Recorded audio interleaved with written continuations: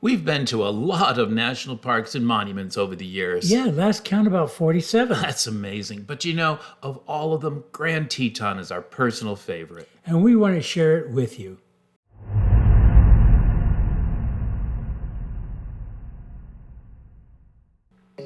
While we usually like to go tent camping, this time we decided to drive up to Jackson Lake and rent a cabin. And it was a beautiful morning and a terrific drive through the park. Yeah, the earlier you get up, the more likely it is you'll see some animals. We rented a beautiful log cabin in the woods, and it was really authentic. Yes, we were really roughy. Oh yeah, we usually go tent camping, so this was definitely a step and upgrade for us, but it was so charming. Yeah, it had a lot of room inside, a desk for doing some work when we wanted to edit, had the 2 beds, a heater, and a coffee maker. And best of all, it had an indoor bathroom. Yes, no going out to a cold potty. But as you can see, the 2 beds would allow for people like 4 to stay in the cabin.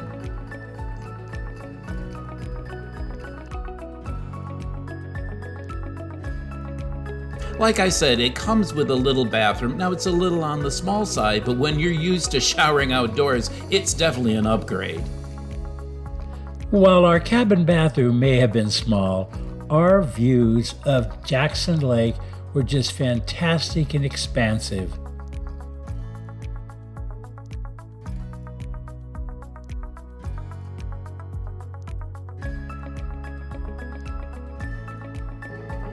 We started our morning at Jenny Lake, which is usually where we do our tent camping. It's a great site. Jenny Lake is our absolute favorite spot in all the park, and we've been coming here since the 1990s. We love to hike around the lake and hike back into Cascade Canyon. There's nothing like renting a canoe or a kayak and going out and exploring the beauty of Jenny Lake.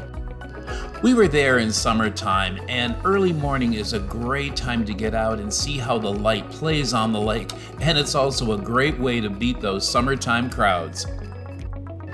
Cascade Creek is so pristine that you can stand on the bridge and look at fish swimming by.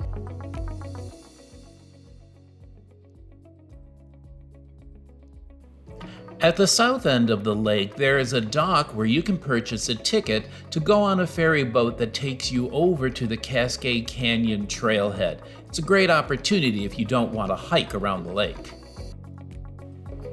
It's from this point that we begin our hike around Jenny Lake. We love it because it's almost like coming to visit a familiar friend.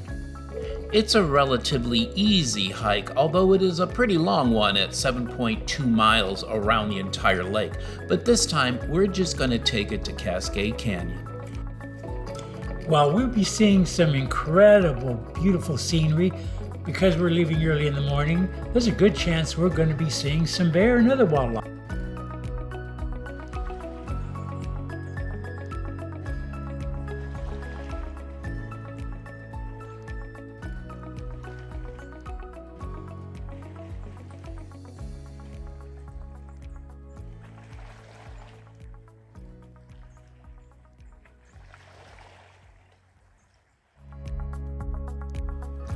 Our goal for this hike was to hike up into Cascade Canyon, and we'll post that hike on another video. This photo was taken about 13 years ago, 6 months after I had triple bypass surgery, and my first major hike, you guessed it, was into Cascade Canyon. That's one reason why Cascade Canyon is so special to us. Now keep in mind, it is a moderate to strenuous hike.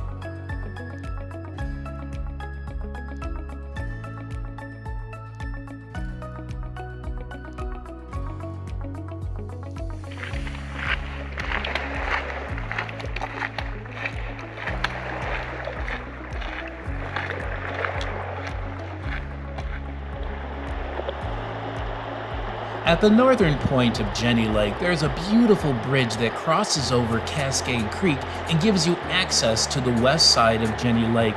It also offers an incredible view of the entire cathedral group. It's also a very popular spot for photographers.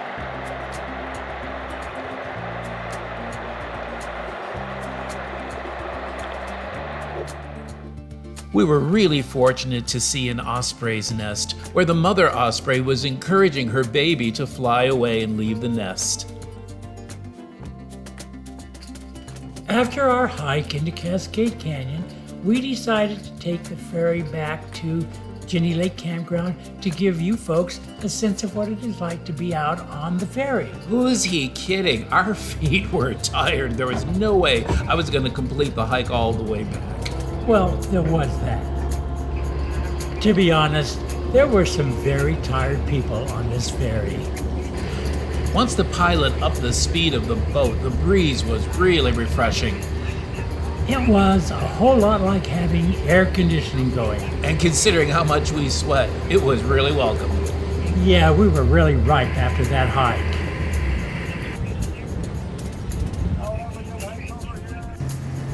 If you're enjoying our video, we'd really appreciate it if you'd subscribe, hit the notification bell, and give us a like. Thanks a lot.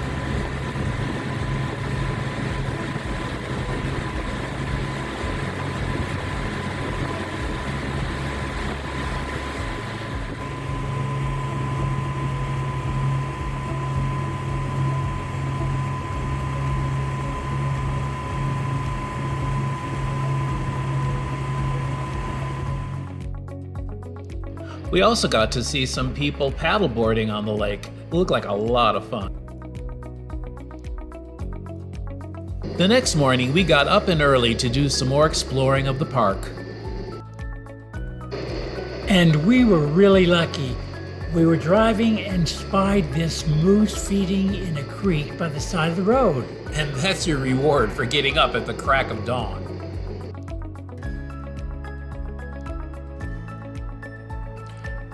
Early morning or early evening will always provide you the greatest opportunity to see all the wildlife here in Grand Teton National Park. Next stop was Signal Hill for a great view of all of Jackson Hole.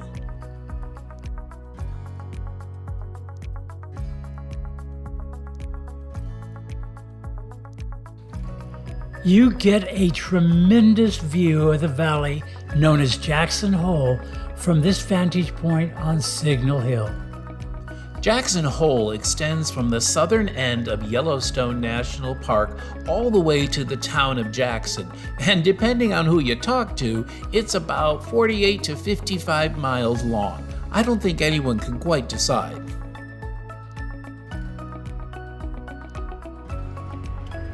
We were so fortunate to catch the glimpse of this brown bear on our way down from Signal Hill.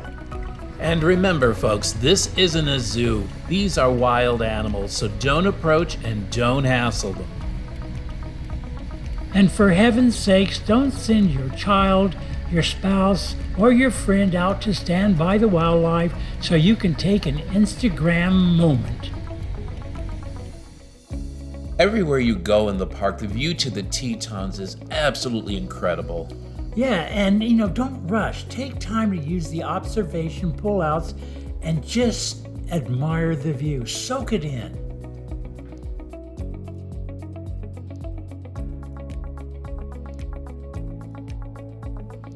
And nothing captures the spirit of the America West like a herd of buffalo, also known as bison.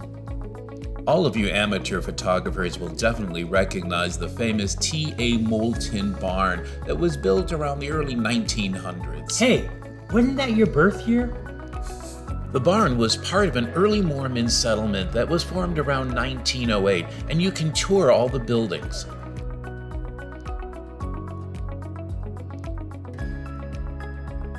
A short drive from the valley floor takes you up to Teton Village, where you'll find the famous Jackson Hole Mountain Resort. We took an incredible gondola ride up to the mountains, and boy, did we have sweeping views of the valley and the Grand Tetons. It was a classic Rocky Mountain high. I didn't exactly appreciate you trying to rock the dang thing, Grandpa Bobby. You have to all realize Grandpa Scott is a white-knuckle flyer when it comes to gondola rides. You know, if we were meant to fly, we would have been born with wings. Okay, enough of the banter. Let's just let them enjoy the view. So I guess we're not going to mention that the gondola ride took us over all of the incredible ski runs? I think you just did.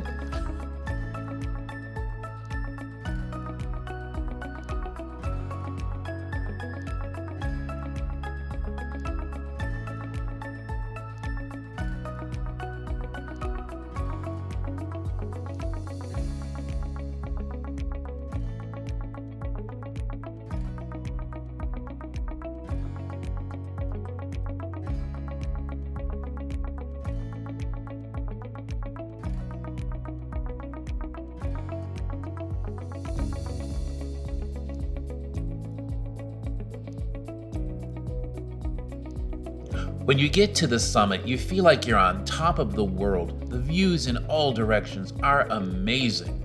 Yes, there's incredible observation points that you can walk out on to view the Grand Tetons, Jackson Hole, and all the beauty that surrounds you.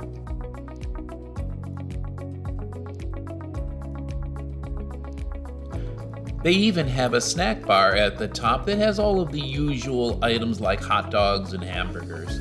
And French fries. And Diet Coke.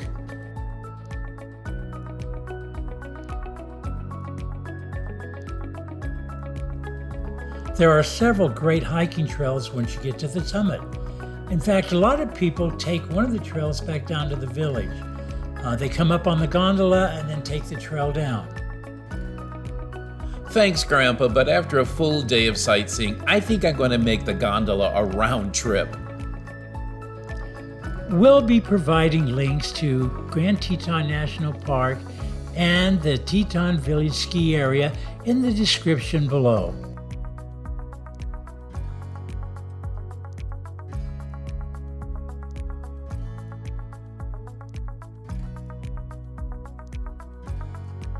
And how could we leave Jackson Hole without one last breakfast at Dornan's, the famous chuck wagon restaurant that's been serving the valley since 1948?